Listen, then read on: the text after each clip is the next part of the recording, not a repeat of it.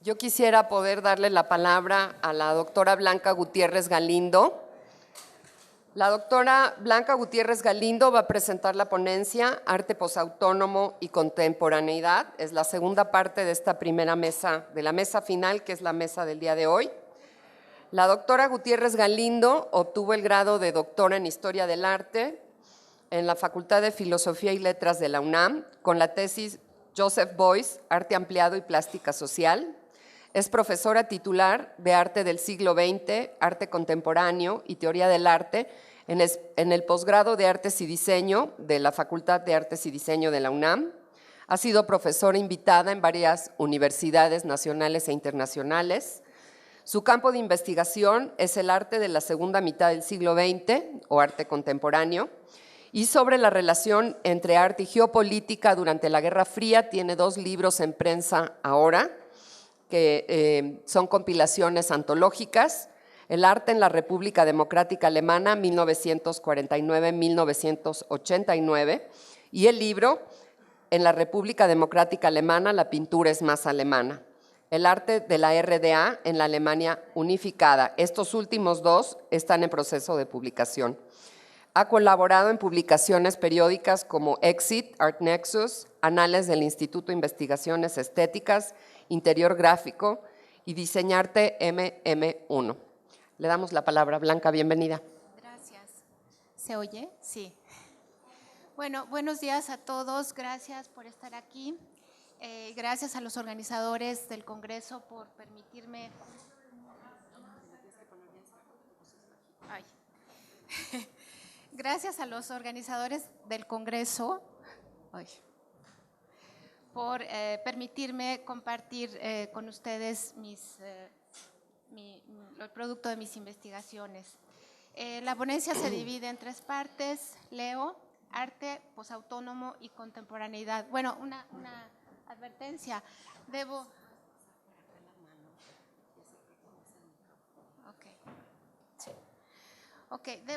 advertir que no me puse de acuerdo con Elena Chávez ni con Daniel Montero. Todo parecido, toda similitud en los planteamientos o en el abordaje de las problemáticas es mera coincidencia. No, es verdad, y también tuve problemas al decidir si ponía algunas imágenes, si no, igual que Elena también pensé en el Adorno's Grade, sobre todo porque voy a hablar de Adorno, pero al final tomé una opción menos radical, ¿no? Y menos ascética también. En las últimas décadas, el lugar del arte en la cultura se ha visto sustancialmente modificado con la reconfiguración, ¿Cómo? Es que está como muy arriba, ¿no? Ok, ¿sí? ¿Ya? En las últimas décadas, el lugar del arte en la cultura… Este no alcanza, perdón. Quizás si lo sostengo con la mano… No alcanza. A ver. Ok, ¿así? ¿Está mejor? Se oye mejor. Sí, se oye mejor, sí. Ok, gracias.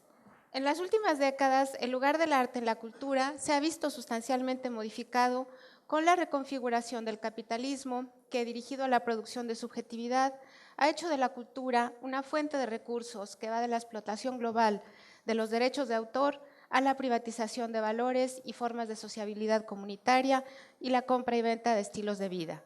Al mismo tiempo, el arte se ha transformado de una manera tan radical que en algunos casos resulta casi imposible reconocer su diferencia con otros productos de la cultura.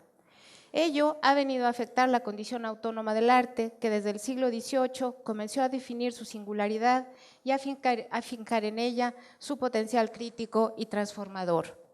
El propósito de esta comunicación es poner a discusión los términos en los cuales, en el ámbito local y hasta donde alcanzo a ver, Néstor García Canclini, Irmar Emmelheinz y Javier Toscano problematizan la autonomía artística en el actual sistema del arte contemporáneo.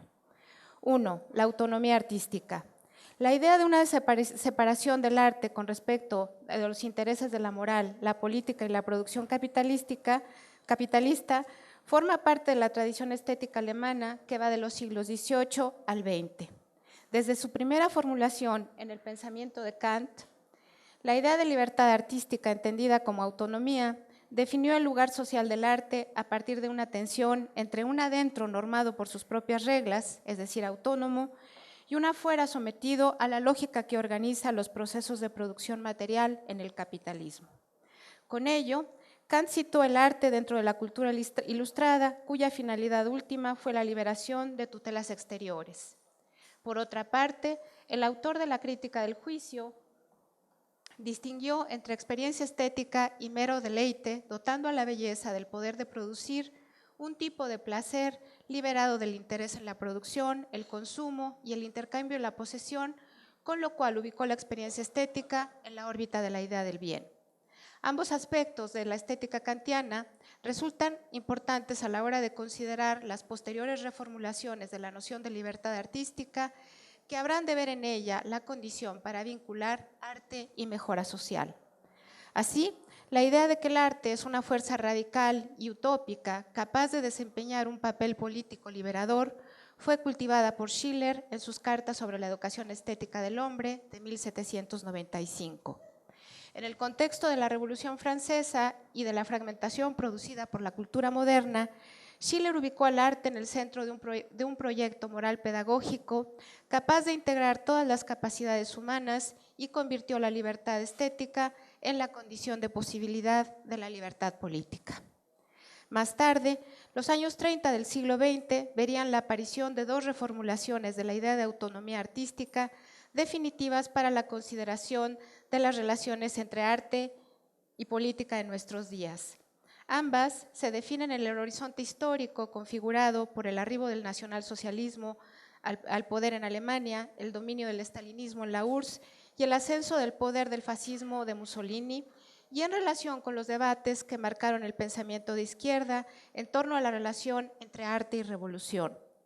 La primera de ellas es la de Adorno, la otra es la de Grinberg. Para Adorno, quien elaboró las premisas de su pensamiento estético, y aquí ya me fallaron las fotos, perdón, pero era que quería eso. Para Adorno, quien elaboró las premisas de su pensamiento estético de cara a las posturas de Lukács y Brecht, el arte cumple más adecuadamente su función social cuando, cito, se separa enfáticamente del mundo empírico de su otro, fin de cita. Según Adorno, la sociedad misma habita en los componentes más íntimos de los problemas técnicos inscritos en el material sobre el cual…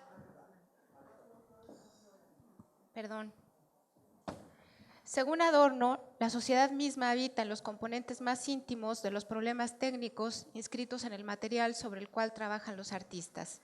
De ahí que en solitario, aislados de la sociedad, los artistas pueden cumplir más adecuadamente con las demandas sociales. El potencial político liberador del arte no depende, por tanto, de las relaciones sociales en las cuales emerge. En su teoría estética, publicada póstumamente en 1970, Adorno afirma que el arte define su posición en el mundo en un doble movimiento, el que lo empuja hacia su autonomía y el que, en su carácter de hecho social, lo sitúa en relación con la sociedad. El arte autónomo, que según él nunca acaba de realizarse como tal, es el arte moderno, aquel que en oposición a la tradición que hacía del arte un lugar de descanso dominical, convirtió su actividad en un espacio inflexiblemente negativo, es decir, en un lugar de inconformismo y protesta contra la mala realidad. Así pues, para Adorno, junto con la conciencia crítica de una filosofía radicalmente negativa, el arte moderno representa la última trinchera de resistencia frente a la barbarie capitalista. No es ocioso llamar la atención sobre la importancia de estas ideas para los discursos de Cuauhtémoc Medina y Benjamín Bugló sobre el arte contemporáneo. Perdón. No lo sabía. Lo juro. Ok. La otra elaboración de la idea de autonomía tuvo lugar durante la Segunda Guerra Mundial, al final de los años 30, en los Estados Unidos, y tendría una influencia decisiva para el devenir de las prácticas artísticas en las décadas posteriores a la conflagración como acicate hacia la posautonomía, como veremos, pero también como núcleo privilegiado de las relaciones culturales durante la Guerra Fría. En 1939, Clement Greenberg, entonces aliado del trotskismo, publicó Vanguardia y Kitsch, donde consideró que el kitsch era la característica fundamental de la cultura de masas y que por ello había sido convertido en la tendencia estética oficial de los regímenes totalitarios. Un año después, en su ensayo Hacia un nuevo Laconte, elaboró una justificación de la supremacía del arte abstracto sobre la cultura de masas a partir de una explicación histórica según la cual, en el siglo XIX, cito, el arte se empeña en la destrucción del espacio pictórico realista, fin de la cita, y logra conquistar su naturaleza, entre comillas, absoluta, al dejarse absorber por su propio medio. El arte más ambicioso es, desde esta perspectiva, resultado de un proceso de purificación de sus vínculos, cito, con las ideas que infectaban las artes, con las luchas ideológicas de la sociedad, fin de la cita, y de su repliegue hacia las posibilidades de autocontención y autosuficiencia del medio, lo cual Greenberg presenta como, cito, el instinto de autopreservación del arte, fin de la cita. 2. Arte posautónomo. Arte posautónomo. En su libro La sociedad sin relato, publicado en el 2010, Néstor García Canclini define el carácter posautónomo del arte como parte de un doble proceso histórico en el cual, por un lado, el arte pasó de la transgresión de las fronteras de su institución con las vanguardias de principios del siglo XX a la posautonomía de las prácticas artísticas de las décadas recientes. Y por el otro, se vio afectado por la entrada del mundo en una etapa en la que, luego de la caída del comunismo y la llegada de la globalización, los modelos de desarrollo y los relatos capaces de prefigurar el futuro y lo nuevo terminaron por desvanecerse. Para García Canclini, la entrada del arte en su etapa posautónoma dio inicio, cito, con el proceso en el cual aumentan los desplazamientos de las prácticas artísticas basadas en objetos a la producción basada en contextos hasta llegar a insertar las obras en medios de comunicación, espacios urbanos, redes digitales y formas de participación social donde parece diluirse la diferencia estética. En este sentido, las obras posautónomas son obras postmedio herederas del arte experimental euroestadounidense de los años 60, que repudió y combatió la noción dominante de obra de arte como entidad intrínsecamente significante y exenta de propósitos prácticos, dominante durante la Guerra Fría. En su rechazo de la autonomía, los artistas renegociaron sus relaciones con lo que llamamos realidad y también con la institución del arte. Así es que estas obras, escribe García Canclini, cito, siguen exhibiéndose en museos y bienales, son firmadas por artistas y algunos reciben premios de arte. Pero los premios, museos y bienales comparten la difusión y la consagración de las revistas de actualidad y la televisión.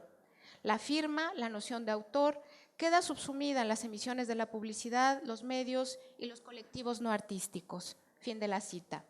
Así es que, si bien el arte logró desdibujar las líneas fronterizas entre el adentro y el afuera de su propio espacio institucional, no rompió por completo con ese adentro, sino que, como lo demuestra la crítica institucional de finales de los años 60, lo puso en el centro de una producción autorreflexiva y crítica. Lo contrario habría sido la realización del proyecto vanguardista. Como suele ocurrir, las cosas tomaron otro rumbo. En palabras de Cuauhtémoc Medina, el arte contemporáneo es hoy, cito, una cultura integrada, lo cual podríamos describir, según mi punto de vista, como la pesadilla de Adorno. Y ello ubica la ambivalencia y el conflicto en el centro de la relación entre prácticas artísticas e institución.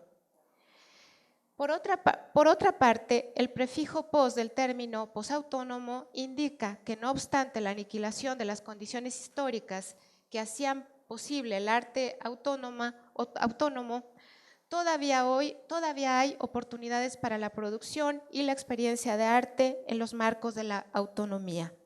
García Canclini asigna a las prácticas artísticas una posibilidad de singularización estética y también política. Para ello, se vale de los conceptos de inminencia y disenso. El primero define, cito, una disposición crítica que materializa aquello que se anuncia, pero que no acaba de producirse. Fin de la cita. Y el segundo se refiere, con Jacques Rancière, al disenso, a la posibilidad del arte para cambiar las referencias de lo que es visible y enunciable. Disenso e inminencia son, pues, los dos momentos de una dialéctica que en la sociedad sin relato renueva la comprensión de la condición autónoma del arte en la tensión entre, cito, la inserción social inevitable y el deseo de autonomía. Fin de la cita. En esa tensión es donde cito, donde se juega el lugar que van a tener la transgresión creadora, el disenso crítico y ese sentido de la inminencia que hace de lo estético algo que no acaba de producirse, no busca convertirse en un oficio codificado ni en una mercancía redituable. Fin de la cita. Así pues, es la inminencia lo que señala lo que queda del carácter autónomo del arte y es a partir de ella que García Canclini busca renovar la singularidad del arte en el capitalismo cultural. 2. La autonomía incompleta. A diferencia de García Canclini, aquí pongo las fotos, Irmgard Emmelheinz considera que la dispersión del arte en el campo de lo social no es producto de procesos de negociación, sino la forma en la cual el arte interviene activamente en la nueva distribución del poder geopolítico en el nuevo orden mundial. Afirma, cito, que si la autonomía del arte moderno implicó considerar el arte como un reino distanciado de la realidad, la condición posmedio del arte implica que se ha convertido en un nicho dentro de la realidad neoliberal. Fin de la cita. Emmelheinz cree que el arte autónomo está por realizarse. Al final de su texto, Arte y Giro Cultural, Adiós al arte autónomo comprometido, publicado en el 2013, recupera el texto de Adorno titulado Compromiso, donde el filósofo discute con Sartre, Brecht y Picasso la diferencia entre un arte político basado en el contenido y un arte que es en sí mismo político en razón de su condición autónoma. Y afirma, cito, inconforme con competir bajo los términos de la industria creativa y cultural, el arte autónomo comprometido se plantearía como un sitio de trabajo precario y reavivaría la hostilidad entre sociedad y cultura, en vez de complacerla con productos pseudopolitizados para su consumo y autocomplacencia.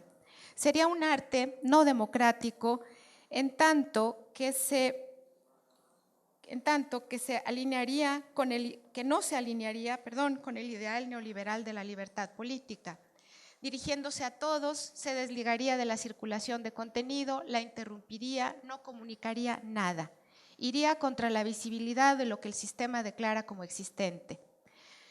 El arte autónomo politizado haría visible lo que no existe desde otro punto de vista, contagiando la actitud de los que no tienen nada que ganar o perder. Fin de la cita. Más allá de la invocación a Adorno en un llamado a relocalizar el arte fuera de su institución, lo que encuentro interesante en este párrafo es que su autora prefigura un arte posestético en el sentido en el que Josefina Ludmer se ha referido a las literaturas posautónomas, es decir, unas prácticas constituyentes o instituyentes donde lo cultural es económico y lo económico es cultural y donde, por tanto, el arte desaparece en la realización de su completa ambivalencia. 3. Adiós a la autonomía. Por su parte, Javier Toscano afirma que la condición autónoma del arte, lo que él llama su carácter de excepción, es uno de los supuestos más tercos y perniciosos. Es uno de sus supuestos más tercos y perniciosos. En su libro, Contra el arte contemporáneo, publicado en el 2014, Toscano afirma que la noción de autonomía, cito, impide vislumbrar con claridad el nuevo papel que el arte ha adquirido como un sistema específico y favorecido de producción simbólica. Fin de la cita. Este nuevo papel se define, cito, por su hermandad de vanguardia con el sistema económico neoliberal. Desde esta perspectiva, presenta un recorrido argumental que concluye en la afirmación de que el sentido del arte contemporáneo reside en su capacidad para generar y avalar, cito, la línea diferencial en las formas de producción cultural contemporáneo. Fin de la cita. Por lo que la autonomía es una simulación que, cito, sustenta el régimen del simulacro en la cultura de nuestro tiempo. Para Toscano, la autonomía es una condición autoimpuesta, administrada y, por tanto, funcional al sistema artístico, con lo que afirma que no son, en realidad, los artistas quienes gestionan sus márgenes. Considera que la autonomía, cito, no es más que una excusa para eludir la gran responsabilidad, pero también el gran placer de conectarse con el mundo e intentar transformarlo. Fin de la cita. Esta última afirmación, que convoca a Marx en esta discusión, resulta por demás interesante, pues pareciera que Toscano está definiendo un nuevo tipo de placer estético, el placer de la transformación del mundo, que solo puede ser experimentado en los ámbitos de la ética y la política real. Se trata, según sus palabras, de buscar, abro comillas, otras formas de generación de sentido en un campo renovado de lo estético, un campo renovado desde abajo en el reconocimiento de las fuerzas sociales de interconexión en lugar de formas y contenidos disciplinados en el gusto de las hegemonías. Fin de la cita. En la unión entre la esfera de lo estético y lo ético, parece que Toscano propone una actualización del programa de Schiller e igualmente parece que su llamado a transformar la vida, a transformar el mundo, se aproxima al de las vanguardias artísticas europeas del siglo XX que, de acuerdo con Peter Bürger, vieron en el ataque a la institución del arte la condición para liberar la creatividad secuestrada y con ello fundar una nueva praxis vital. Toscano afirma una fuga, una deserción del sistema del arte que marcaría la recuperación, cito, de las expectativas y los deseos, las proyecciones y las promesas de un mundo utópico, improbable sí, pero en el que cada individuo fuera poseedor de sus propios sueños y búsquedas. Fin de la cita. Así, en la época del capitalismo cultural, la politicidad de la experiencia estética de la transformación del mundo apuntaría a la emergencia de unos sujetos políticos capaces de recuperar el control sobre su propia subjetividad. Conclusión. Debido a que lo que he intentado en este texto es exponer los términos de una problemática, no quisiera adelantar más que dos conclusiones de carácter provisional y que son evidentes. La primera es que la noción de autonomía del arte conecta al arte contemporáneo con su pasado ilustrado, utópico, en suma, moderno, con el cual, hay que decirlo, no deja de soñar. Y al mismo tiempo lo ubica en el presente, en el cual la institución se ha vuelto a tal grado problemática que parece haberse convertido en ese otro con el cual, como señaló Adorno, en su tendencia hacia la autonomía, las artes están en constante litigio. La segunda se refiere al hecho de que la idea de posautonomía informa la conciencia de que el arte contemporáneo se produce como cultura integrada, pero también en el reconocimiento de que no es el lugar por excelencia de la crítica y la contestación, lo que quizás nos pone en una situación semejante a la que Adorno experimentó cuando se dio a la tarea de devolverle al arte el derecho a la existencia. Muchas gracias.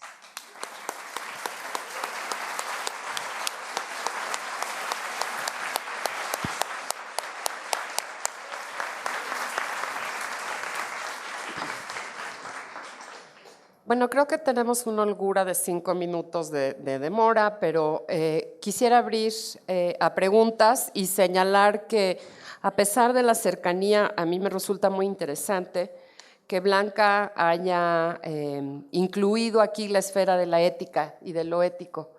Entonces, bueno, si tienen preguntas. ¿Sí?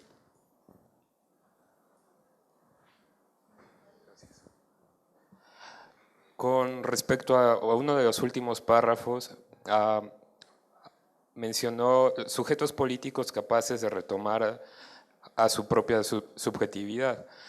Con esto pienso que la subjetividad de esas personas o de esos sujetos ha sido secuestrada por el sistema de producción. ¿Cómo se podrían dar cuenta en ese caso que que han regresado a su subjetividad, ¿sería a través de esta combinación de la ética y de la estética? Bueno, realmente no lo sé. O sea,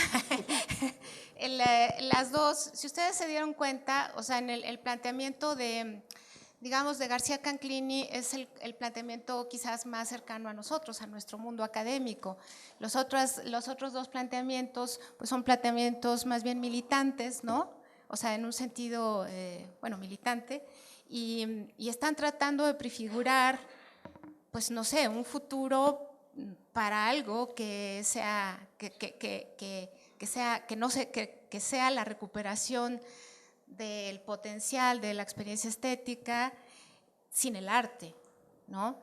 Entonces, más bien, bueno, lo que yo decía ahí es una conclusión que yo saco de la lectura del libro de Toscano, que es un libro, bueno, que sostiene que digamos, el mundo del arte contemporáneo en específico, tiene secuestrado, sí, se alimenta, digamos, de la imaginación pública o de los sueños o las fantasías de los individuos, igual, bueno, como ocurre en el capitalismo, en la industria cultural, ¿no?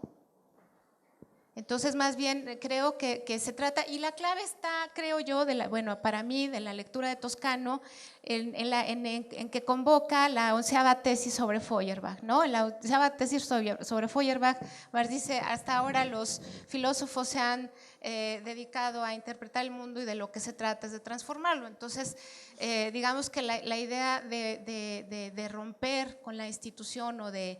Incluso menciona algo como dinamita, ¿no? Es decir, que esto sería dinamita para la institución.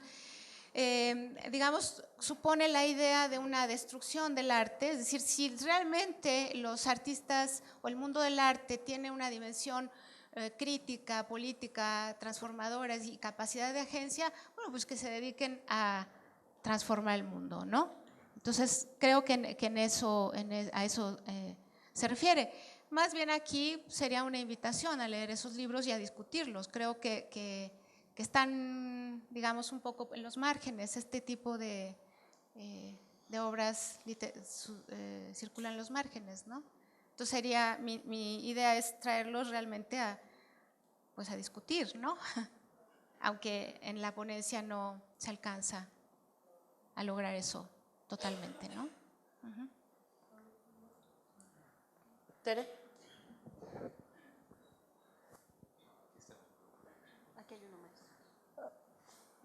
Bueno, en primer lugar, felicitarte por la coherencia de tu exposición y dividirla también me pareció muy oportuno. Pero, y una pregunta, si no, en fin, toda publicación o todo cambio radical por parte de un crítico, de un curador, tiene su opuesto. Y si vamos a la última vanguardia que tú mencionaste a Greenberg, ¿no? Todavía en el ámbito del arte autónomo, no puede existir Greenberg si su contrapartida que era Rosenberg, que era un académico. Entonces me gustaría preguntarte qué piensas de eso también, ahora que hablas de Toscano. No, quisiera saber la editorial, porque voy a leer ese libro desde luego. Versus, ¿no? Es Tumbona, editorial Tumbona, sí, sí, sí. ¿No? ¿Y qué piensas de que son pares de opuestos? Porque también Toscano ha de tener su par de opuestos. En el autor de uno que se llama El arte en estado gaseoso, que no me acuerdo su nombre. Michaud, sí. Bueno, no, yo lo que pasa es que creo que, bueno, hay una discusión y hay cosas que están en disputa en una concepción del arte o en otra, ¿no? Creo que eso es lo que muy bien se planteaba la ponencia de Daniel Montero.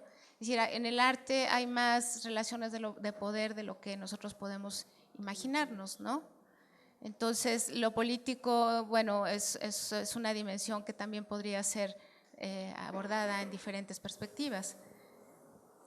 Es un campo de disputa, o sea, desde el punto de vista de la idea de campo, de arte, bueno, pues ahí hay una disputa por el poder y por imponer una política cultural o una política sobre el arte, ¿no? Uh-huh. José Luis, y ya es la última, perdón. Blanco, una pregunta que estoy muy particular. A mí siempre, no sé si siempre, pero sí de varios años para acá, me hace mucho ruido cuando todo el aparato crítico suele apropiarse de la noción de lo post como una condición de posibilidad de la crítica misma. Me genera mucho ruido porque eventualmente cuando empezamos a hablar de lo político, cuando hablamos de lo estético, cuando hablamos de lo ético, siempre estamos en los márgenes y en los adentros de la modernidad. Me parece en realidad que cualquier artificio argumental que apela a la noción de lo posautónomo, lo posartístico, lo posestético, en realidad no es más que una figura retórica que no problematiza al interior los argumentos y que eventualmente se invalidan a sí mismos. Entonces, mi pregunta es, ¿qué tan pertinente es emplazar esta categoría en el contexto de un coloquio? Supongo que algo habrás pensado al respecto, donde lo que se está discutiendo son los márgenes exactamente de la discusión entre lo estético, lo histórico y lo político. Me parece que si no sometemos eso, el carácter de lo post-crítico, en realidad no estamos más que perpetrando en realidad una forma muy conservadora del pensamiento. Bueno, no, más bien creo que, entiendo lo que dices, pero creo que el asunto creo que lo posautónomo o lo posmoderno son categorías conceptuales que nos permiten entender ciertas cosas, digamos, ¿no? Ciertos fenómenos que han ocurrido en la realidad. Y creo que no es gratuito, o sea, tienes razón en tu argumento sobre lo post, pero no es gratuito usar el post desde el punto de vista de lo contemporáneo, es decir, de la contemporaneidad. La contemporaneidad no es nunca contemporánea totalmente, está siempre en relación con el pasado.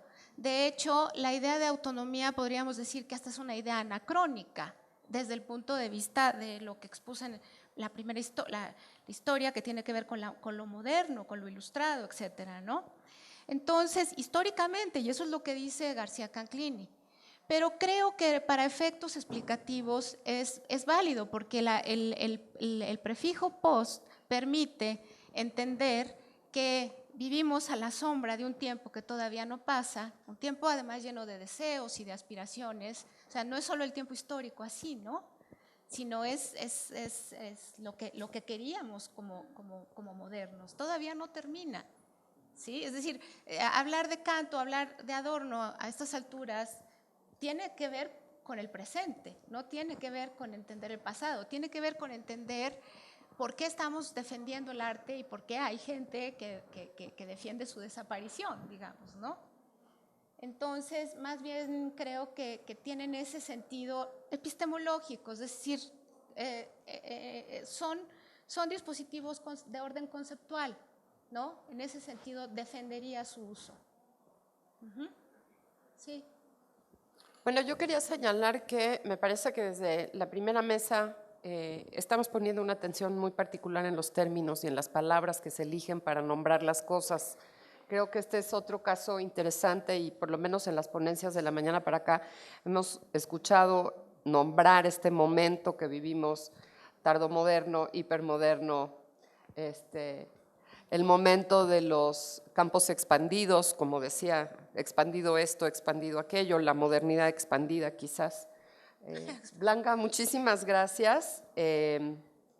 Bueno.